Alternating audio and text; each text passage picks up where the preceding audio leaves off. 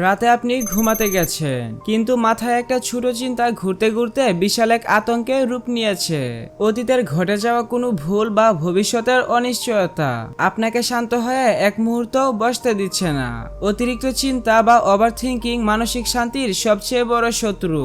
আর মজার ব্যাপার হলো, আপনার ব্রেন এটা ইচ্ছে করে করছে না, এটা একটা ট্র্যাপ যা লক্ষ লক্ষ বছরের বিবর্তনের ফসল। কিন্তু ভালো খবর হলো, একটা সহজ সাইকোলজিক্যাল ট্রিক আছে যেটা এই লুপ মাত্র কয়েক সেকেন্ডেই ভাঙতে পারে। তাহলে চলুন এখন দেখি সেটা কি।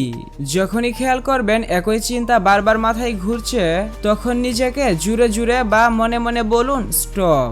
শুধু একটা শব্দ, এটাই ব্রেনের প্যাটার্নকে ভেঙে দেয়। তারপর সাথে সাথে নিজেকে একটা নির্দিষ্ট প্রশ্ন করুন, আমি কি এই মুহূর্তে এই বিষয়ে কিছু করতে পারি?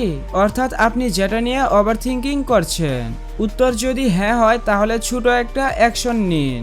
উত্তর না হলে নিজেকে বলুন না, এটা এখন আমার নিয়ন্ত্রণের বাইরে। আর মনোযোগ সরিয়ে নিন কোনো ফিজিক্যাল কাজে, যেমন হাঁটা, পানি খাওয়া, বই পড়া বা কাউকে টেক্সট করা। এখন আপনার মাথায় প্রশ্ন আসতে পারে, এটা কেন কাজ করে? উত্তরটাও সিম্পল, কারণ ওভার থিঙ্কিং বাঁচে রিপিটেশনে।